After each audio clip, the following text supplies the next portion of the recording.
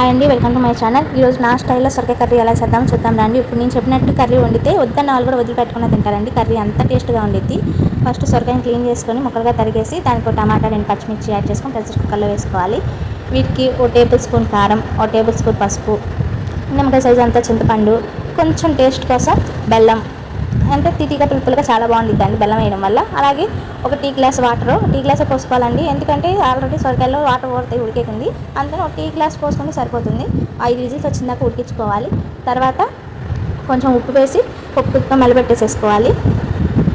Stove పైన ఒక pan పెట్టేసి ఆయిల్ 3 టేబుల్ స్పూన్స్ వేసి తాలింపు గింజలు, ఉల్లిపాయ, కరివేపాకు, అలాగే ఫ్లేవర్ కోసం చిన్నులపాయ అండి. చిన్నులపాయ వేయడం వల్ల మంచి ఫ్లేవర్ వచ్చింది కర్రీకి, మంచి స్మెల్ కూడా వచ్చింది కర్రీ. అవన్నీ వేగిన తర్వాత ఈ మెలిపెట్టేసిన సొరకాయ దాంట్లో వేసేసుకొని లాస్ట్లో కొత్తిమీర వేసుకొని సర్వ్ చేసుకుంటే చాలా అంటే చాలా బాగుంటుందండి. వద్దన్న వాళ్ళు కూడా వదిలిపెట్టుకుని తింటారు.